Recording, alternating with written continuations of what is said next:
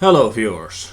So a little while ago Kenneth Brown made a video called the top 50 right-wing lies.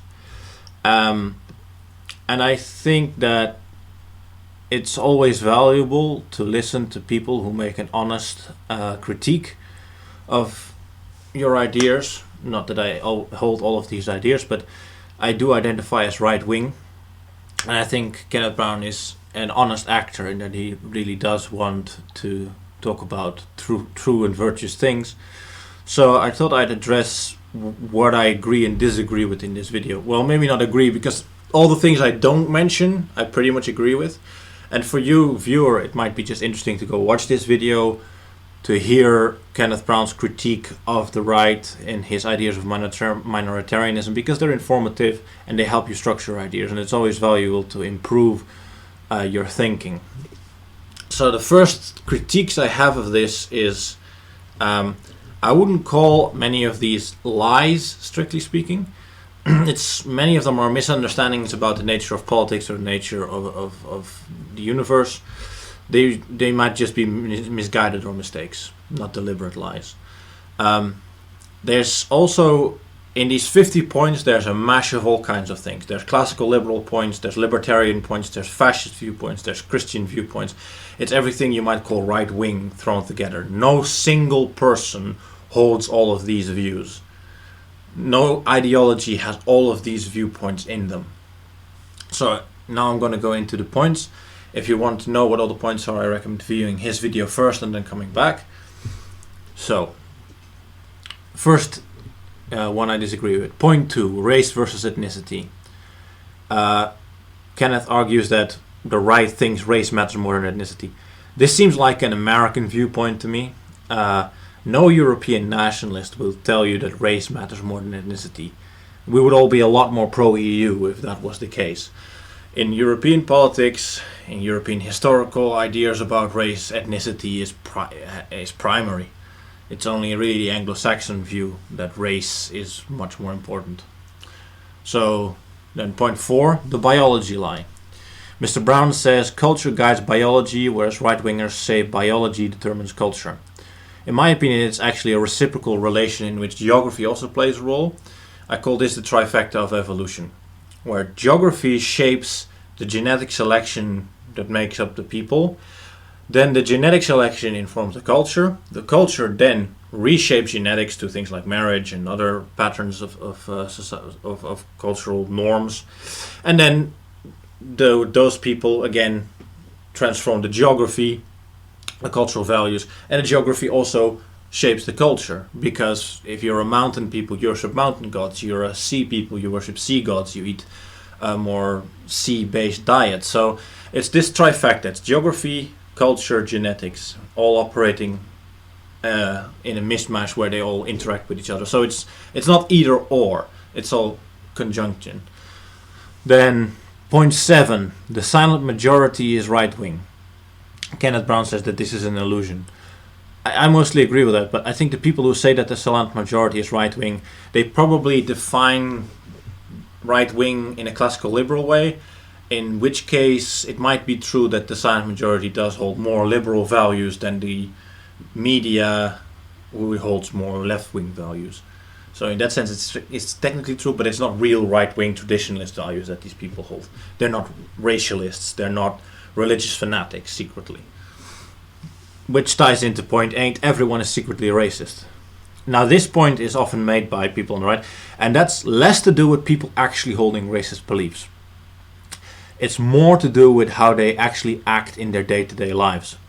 We can observe that people self-segregate, that people join communities that are more like them in ideas and genetics. So people implicitly act as if different groups have different ways of being. They implicitly act according to the stereotypes. So it's not about the majority of people being secretly ideologically convinced racialists. It's that most people effectively act as if they were, regardless of their stated beliefs. This is why, for example, leftists say that having a black friend doesn't really prove anything. You're still self-segregating in a majority white area and surrounding yourself with Western media, literature, and ideas. So you're not really anti-racist because you still hold in your day-to-day life, in your values, white ideas, so to speak. So it's not that people are convinced of these ideas in a sort of rational, knowing way. It's just that they act implicitly this way because those are their instincts. Then moving on to point 13, the Thermopylae fallacy. Well, you don't actually need that many people to change things. That's kind of what Thermopylae was all about.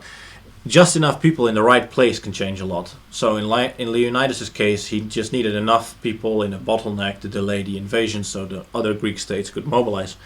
So this idea is more about strategic placement, putting yourself in key positions in geography or financial or cultural or political positions. It's not really about numbers. It's not about how many people you have. And then that just kind of ties into what Kenneth says at the end, that this sort of more minoritarian view of control of society. So I guess I just mostly agree with him there. Point 15. Rich whites benefit from migration. Yes, but only short term. And only in terms of wealth.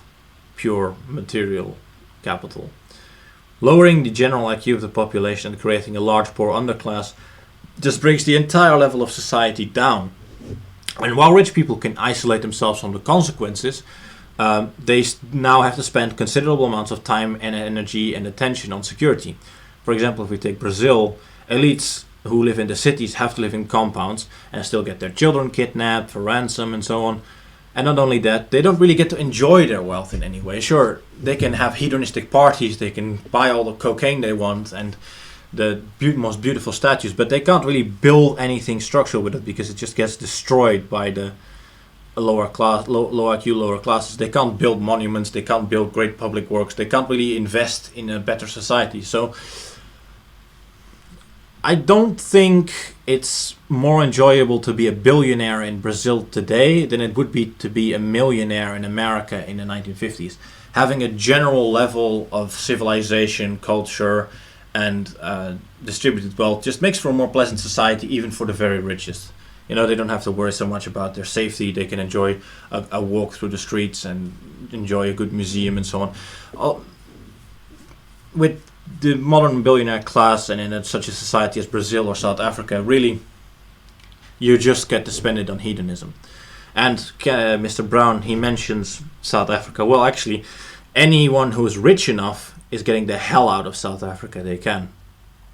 The ones who are staying are the sort of just rich enough to be able to isolate themselves from the problems, but not rich enough to immigrate away.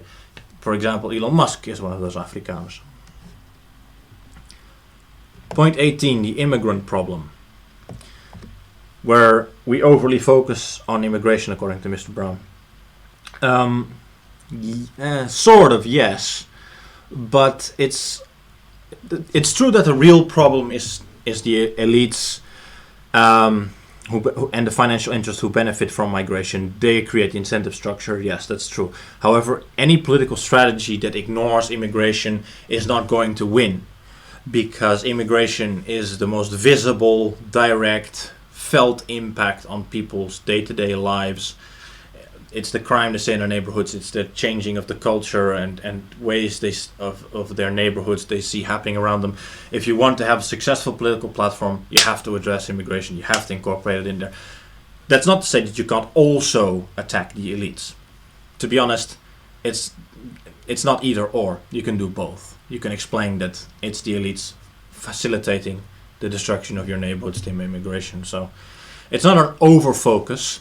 It's just incomplete most of the time. Moving on to point 21, the white supremacy lie. Mr. Brown makes the point that the Western elite is dominantly white, whether that be Jewish or white, and they hold most of the financial power. While this is true, it also doesn't mean very much. The culture is not in the hand of white people. And if you lose the culture, you eventually also lose the genetic race. And the fact that there aren't many black CEOs now doesn't mean that there won't be any black CEOs in the future. As population shifts, so do the positions of power and the power relations. And the fact that these CEOs are white, well, they don't do anything that benefits whites or white culture. So financial supremacy doesn't really translate to white supremacy because it doesn't defend anything related to being white. Not the cultural values, not the genetics, nothing. They're not like defending Plato to the end or Hegelianism or anything like that. No, they're just financing like people who say mathematics is racist, statistics is racist, and basically everything, even objective reality, it doesn't exist because it's a white construct. So yeah, some people individually are white and rich, but that doesn't translate into white supremacy, really. Point 23, the importance lie. The idea that nationalists try to sell you the idea that you'll be important because you care about these politics, that you'll feel important because you're invested in these ideas. I think the truth is, nationalists who are genuine are not trying to sell you the idea that you will decide the fate of the West. They're telling you that what we have to do is rebuild our communities, rebuild families, rebuild traditions, and what we're offering you, if you join us, is a community of like-minded people that will help you keep motivated, to help you with self-improvement, that will help you just have people that care about you. I mean, that's a tempting offer for a lot of people who are left behind by modern society, who cope with drugs and alcohol, who have no friends. Just that offer is a strong one, and I don't think it's really a lie, because that is really what all nationalists have, this goal of wanting to rebuild communities. So just making friends in your own area, building local groups, that's a genuine offer. The idea of you being important through politics, if that's what's being presented, yes, sure, that is a lie, because no single individual really is going to make a huge difference unless he manages to find himself an extremely skilled rhetorician or something like that. Right. Point 32, the collapse lie. Societies do in fact collapse. They just never completely collapse, and they never do it predictably or quickly. Especially in this highly interconnected world, meaningful collapse, meaning a complete destruction of institutions, that probably can't really happen. At most it will look something like the collapse of the Soviet Union. There's a power struggle, the middle managers move up, remove the upper management and replace them, and shift some ideas around so some of the old inefficiencies out, reform and carry on. And then those, the groups who perceive themselves as being disadvantaged by the system will revolt. Some succeed, some won't, like Ukraine, when the Soviet Union fell, Ukraine and the Baltics became independent, Kazakhstan. And for example, the weaker states like Dagestan and what's the other one? Some Caucasus states didn't manage to get their independence because they couldn't win the military conflict. So collapse might happen, it just won't be what people think as being this complete apocalyptic thing. It's just a sort of slight shift of priorities, efficiencies and ideas. So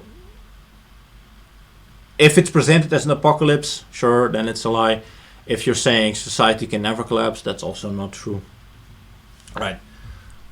Point 34, nihilism and meaning. I think religious and family life are by definition right-wing ideas. It's leftism that's purely economical and political and thus more nihilistic. Right, anyway, that's maybe a point of discussion. Point 35, the march to the institutions. Yeah, we can't replicate the exact strategies that the left used because we're attacking a different value system. So trying to apply Saul Alinsky's ideas one-on-one, sure, that doesn't work because they are tailored against a right-wing system. But what always does work is to find flaws in the system, critiquing them, and bringing these critiques to a large audience, thus, destroying the trust in the system. Dissenters nibble away at the hegemony, and they formulate these critiques. These critiques get spread to the public, and the current system can't answer them because the flaws are inherent in the ideology of the system. and eventually this causes some form of shift of ideas. Ivan the Heathen made a good video explaining how this process works, and in why he said he was so black-pilled that real change can never happen, because this process is eternal and it always repeats, where people just, a new system comes up and it gets nibbled away, new system nibbled away, it's all cyclical. Then point 40, hysteria. Just arguing about semantics here, but hysteria refers to the womb, and the womb and women being embodiments of chaos, and chaos being leftist, hysteria is leftist. Point 42, the Slavic lie. Yeah, Slavs won't ever make a difference in world history. Moving on. Point 49, crisis politics. Every crisis is an opportunity. Yes, it is. Unfortunately, it is usually an opportunity for those in the best position to make use of the crisis. And that tends to be those people in power, unless there is a separate power faction within the system that has a reason to revolt against it. For example, the EU wasn't weakened by the euro crisis. The EU hasn't been weakened by any of the problems the EU has had. It has used every one of these crises to strengthen itself. Just look at this current situation now, where we're moving to euro bonds. An opportunity or a crisis is always an opportunity. That's an iron law. It's just those in the most powerful position will be the ones making use of it. Then we get the final remarks. And the final remarks seem more reflective of the general psychology of Americans than of right-wing philosophy to me. It doesn't really seem like a critique of right-wing ideas. It seems more of a critique of how people have been acting, and particularly in America, whether that be mainstream Republicans or nationalists or any other groups, and the flaws there. But one thing I will address is that Mr. Brown says that self-labeling as right-wing is some kind of mental issue. Disagree. It's a tribalist thing. It's sort of it's making it easier for people to know they're your ally or they're your enemy. And it's a worldwide phenomenon. People in Europe identify as right-wing. If you go on YouTube right now, you can find people self-identifying as right-wing from India, from Russia, from the Philippines. It's a worldwide phenomenon where if you say I'm right wing, people have like, okay, so that excludes these ideas and it includes these ideas, and you're sort of in this sort of sphere of politics. So this we agree with, and then within the right there's a lot of disagreements. But it's sort of a tribal identifier just to make it easier to categorize thing. And that's what we always do. So it's not really. It's just a super category. Makes it easier to identify, makes it easier to work with, especially in a system of mass politics. This is a necessary thing. And again, he repeats that the right says we can't think about religion because it's too divisive.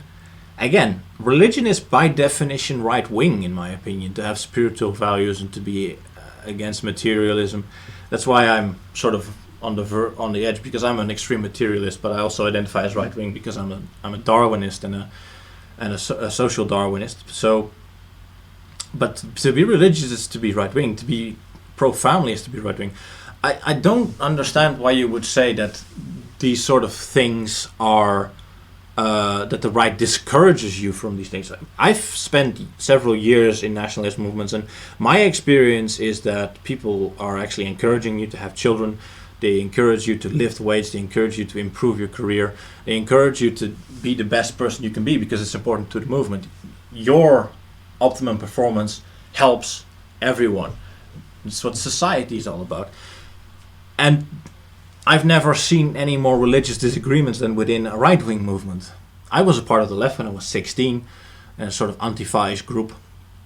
And didn't talk about religion. No, what you discussed there, well, I guess you could say it's pseudo-religion, right? You discuss Marx, Kropotkin, and Lenin, and you talk about dialectical materialism, and you disagree about which theories are right and how communism will eventually win, and so on. So I guess in a sense that works like religion. But when I talk about the classical systems of religion, in nationalist groups you've got Protestants, Catholics, Hindus, and this is all Dutch groups. And they will argue constantly about religion. Pagans, lots of pagans as well. So, and those people who are traditional Christians all vote for right-wing parties with right-wing views. So I don't understand this statement of saying that the right discourages you from religion and from family and from self-improvement. Not my experience, not what I see around me. Again, maybe an American thing. Anyway, that's the disagreements I have. Just a quick video. Mostly I want people to go check out Mr. Brown's video with the 50 lies, because a lot of those points are valid critiques, and it's something we should address. And I would say Mr. Brown, who at the end says he really doesn't identify with the right, he has given hope on the right. The right's eternal, because right, left, these are representations of eternal existing values, and he's on the right, whether he likes it or not, whether he self-identifies with it or not, because he's pro-religion, pro-spiritualism. That puts you on the right, anti-nihilist. So that's what I'd have to say.